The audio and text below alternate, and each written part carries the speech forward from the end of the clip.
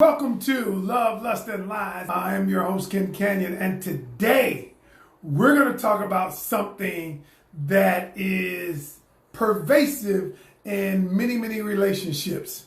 And I titled this, Your Children Are Killing Your Relationship. Your children are killing your relationship.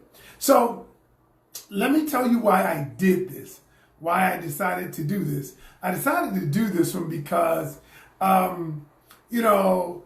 got an email from a DM. I got a DM from a client or a potential client who said, "Hey, Ken, I have children, not sure when I should introduce my children to the person." And I went on to ask them some questions about their children, about the relationships. And they've been in the relationships for about 4 or 5 months. And I know a lot of women are reluctant to introduce children to another guy. Now, however, when that time comes, and we're going to probably do that later on this week, talk about when, but today we're going to talk about how your children and what people do with their children, how it impacts the relationship. Now, some people don't have children, and some people have children who have aged out. You know what I mean by they're not living in the house and they are grown. Now, so I wanted to do this just to tell people, if you have children living in the house and even children who are outside the house, and how it affects the relationship, how it affects your relationship. And the truth is, I don't care how old you are, your children can affect your relationship. So let me just dig into this, and I won't be before you very long. I'll just be before you to get my point. Once I get my point across, I'm done. I'm out. Understand this, that women, so let's say, but before we get into all of that, let's say you are a single woman, single mother, you have children, and you're trying to juxtapose, how do I bring in a new guy to meet my children? How do I do that? And how do I do that effectively? Because I don't want to taint my children to a new guy. And I don't want to taint the new guy, to my children per se. Now, so what we're going to talk about today is how having children ruins the relationships. And you'll understand what I mean when I dig right into it. Because I remember years ago when I met my wife, she had 2 children. They were young then, and I had always said, and I'm going to be transparent. I had always said back then, I would never marry a woman with children. And it wasn't that she had the children, but my mindset was that kids were always disrespectful to step parents. Now, what I didn't realize at the time, because they first of all, you know what they say? They say things like, "You ain't my daddy.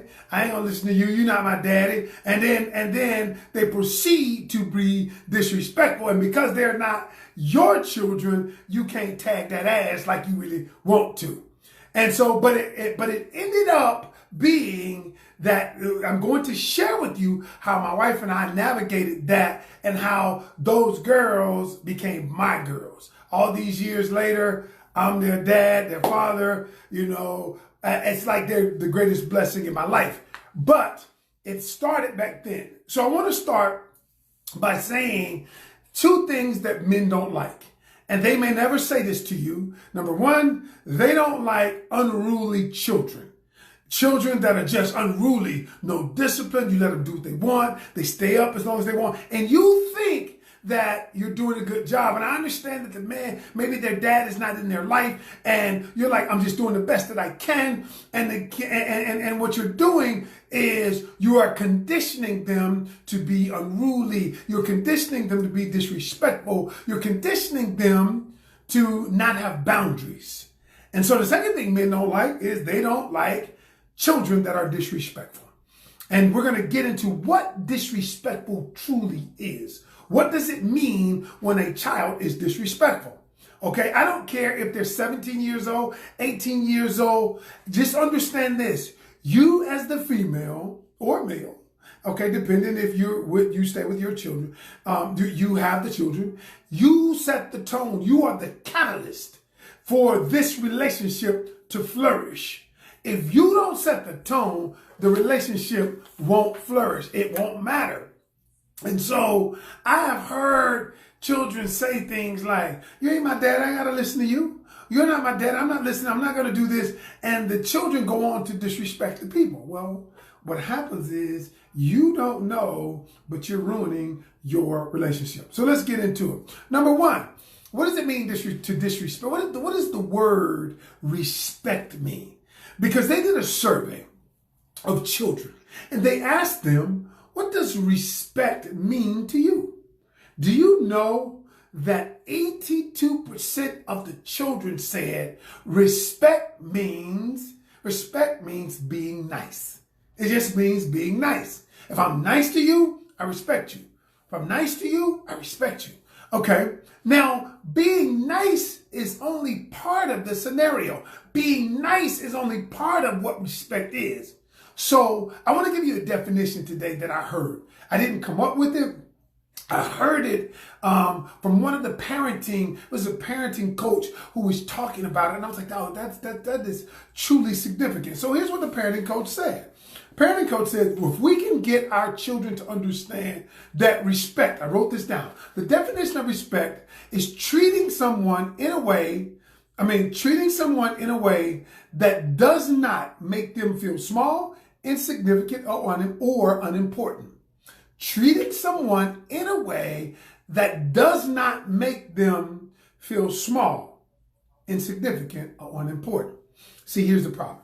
A lot of times little Jimmy says some shit and you let him get away with it, and he says it to other people and you think it's cute. Or you like, I don't want to get on him about everything. And what you don't know is, especially young men, young boys, you have to check them. You have to chin check them every time they do something, because if you don't chin check them, you're conditioning them to keep doing the behavior. So my dad, and I understand that some of you don't have a father in the home. That's a conversation for another time. You're stuck. That's the cards you've drawn. That's the hand you've been dealt. We got to deal with it. And so you have to understand that when you have children in the relationship, you cannot allow the children to make somebody else, be it another child, be it an adult, feel small, feel insignificant, or unimportant. And that's what the definition of respect is. Respect is more than just being nice to someone. And that's the reason why, if we don't teach our children this, they're never going to know. If we think if my child is nice, okay, he respects you. Well, no, because you might let him say things or insinuate things that create a negative environment in your relationship. And see, if you're in a relationship and you have children, the other person sees that. The other person feels that. And what a man does, he makes a calculation. And the calculation is this relationship worth me having to deal with that kid, that person, that child?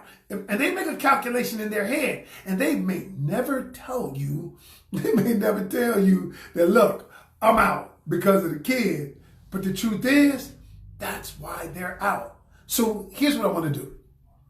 I want to give you 3 things, ladies, today to help bridge the gap with your children and relationships. Now, we're going to get into later on, probably this week, I thought about it, doing a kind of a 2 or 3 part series on when you should introduce your children to the person or how you should navigate that. But let's start with the children. And this is what you got to do. And I thought about it because I was teaching, and here's why I thought about this. This weekend, my granddaughter was over at the house. So I have 5 grandchildren. And one of them is the oldest. And so she likes to spend time with us, me and my wife, by herself. Because, she's older than the little ones. So now they're starting to annoy her. And I understand that. And I told her, I said, that's normal. Don't feel bad. You're in a different age bracket. You're in a different age group. And your desires Your likes, dislikes are different than the young ones. So I said, cool. So we had a conversation about respect.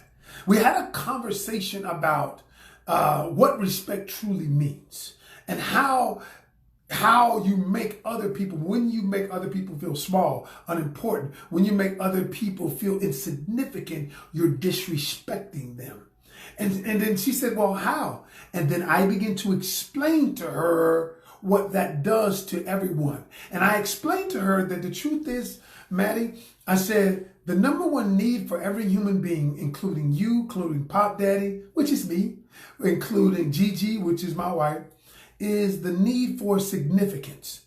You know, and then when we don't get significance, we feel devalued. Don't you feel devalued when you have people, because there was a bullying incident, didn't you feel devalued? She said, yes. And I said, so what we don't want to do is we don't want to do that to other people. So this is what I'm teaching ladies who are in relationship to teach your children. Number one, let's teach them the 3 pillars of respect. And when we do this, when we hold them accountable to this, your relationship, because see, this is what happened to me in my relationship. You know, I didn't know at the time the science behind it, but what I did know is what I would tolerate and what I wouldn't tolerate. I did know that how I grew up, and I did know that what my dad instilled in me and what my mom instilled in me. And so now I understand the science behind it and what it actually was that we were doing. So the first thing is, and this is the hard part, when you're teaching your children respect, number one is you have to teach them to have respect for themselves and others. And the reason why that's important is, and what does respect for yourself do? It is, we go back to what we said. If they're making themselves feel insignificant, you have to be the one to show them that they're worthy of respect. You will never, a child will never respect another person unless they, to the degree that they respect themselves. The respect for themselves actually comes from you, because they don't know what respect is. And because it's making themselves feel significant, making themselves feel important, making themselves. And so what you have to do is you have to show them that they're not small. They're not insignificant, that they are important.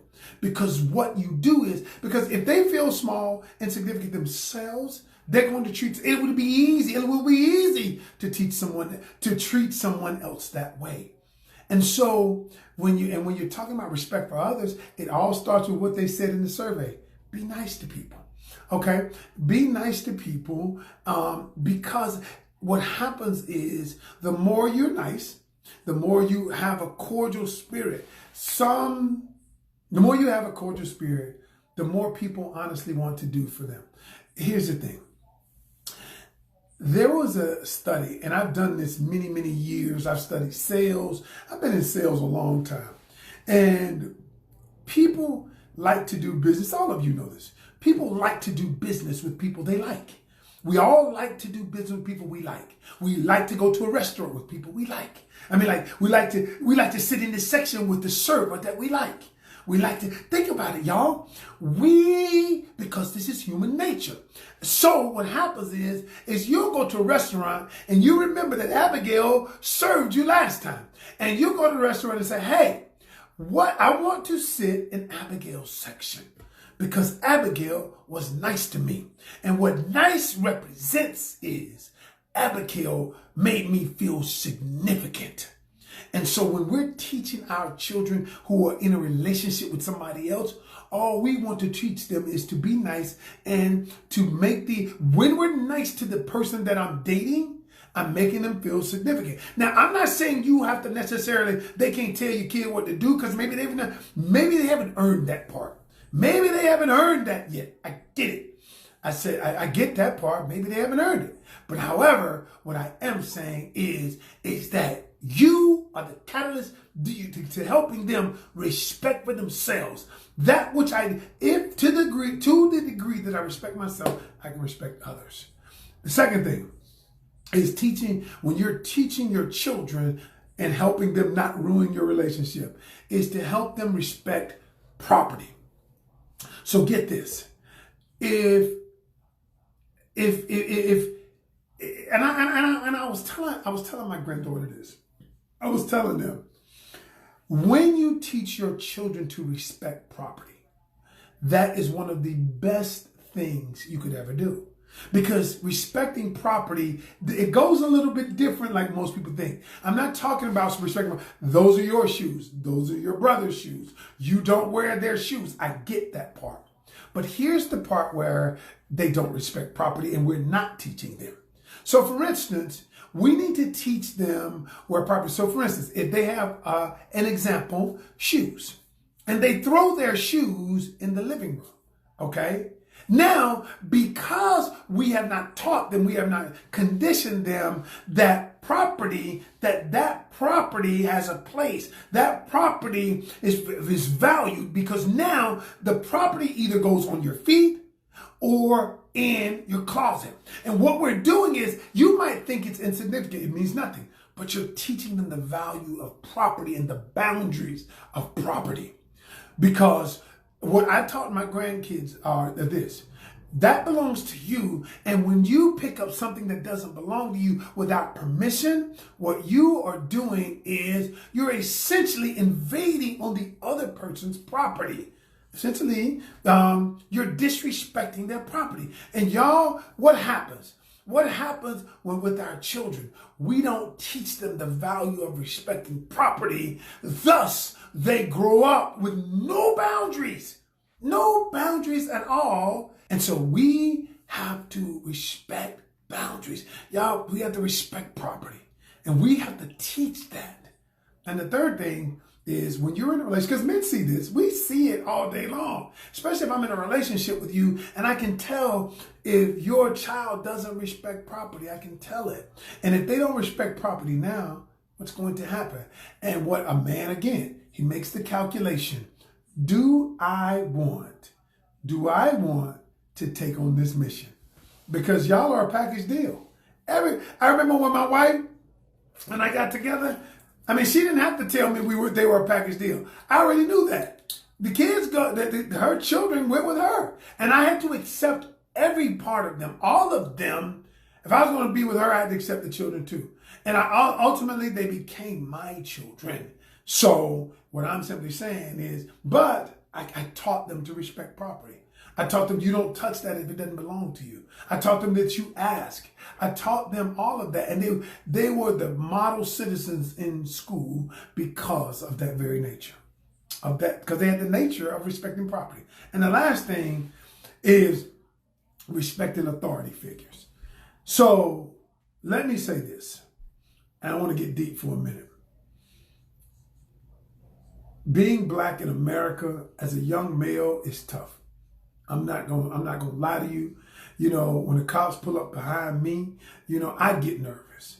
But I have been taught that I respect authority.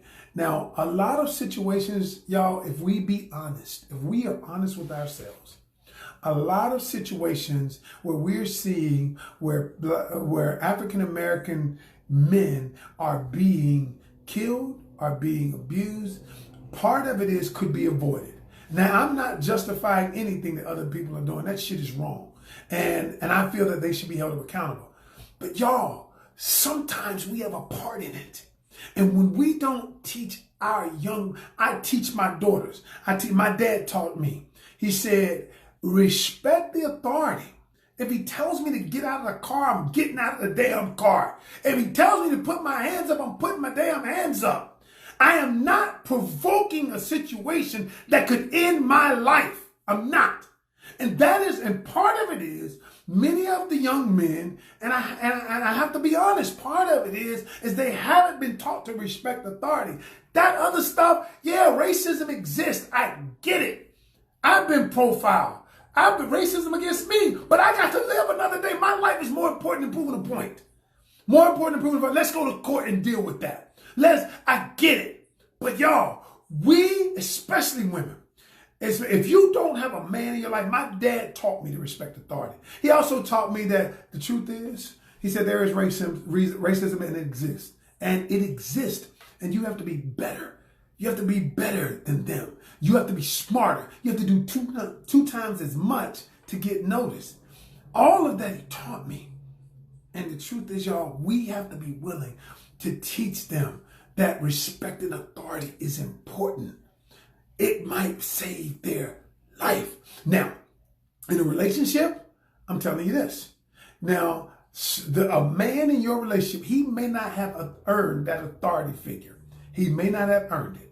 No, you have not been dating him long enough. Maybe you haven't. Okay, I get it. He's got to earn that in your life. I got that. But you can teach him that because this gentleman in your life is older, and you ultimately give him respect because of the authority he has being older. Now, I'm not saying that he can make you mow the grass. No. But because he is a man in your life, he deserves that respect as that authority figure. Okay? And now there are boundaries, sure. But you establish those boundaries. You're the one that helped facilitate what those boundaries look like. Okay? Maybe he hasn't earned the part where you obey authority. Maybe he hasn't earned that. Okay?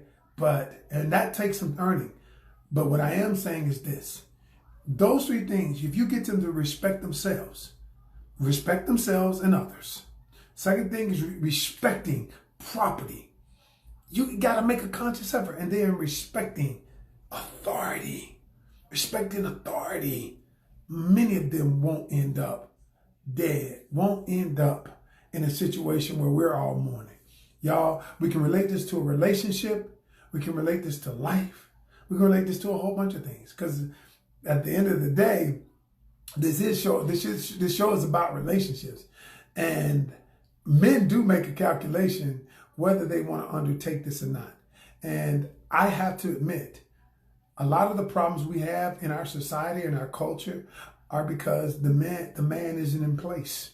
He's not in place. He's not doing what he's supposed to do. He's not handling his business, taking care of the family like he's supposed to take care of. Yeah, he's not in place. But look, that's the hand we've been dealt. You got to take up the slack like always. You got to take up the slack. Our women have been strong throughout the years. They have done the jobs, done the work, helped support the family. It ain't going to stop. Y'all got to keep doing it. You got to be willing to do this. Yo, and in the process of willing to do this, you won't ruin your relationship. All right, y'all. I'm Ken Canion. This has been Love, Lust, and Lies. And until tomorrow, peace. Every journey starts with one step. Make that today.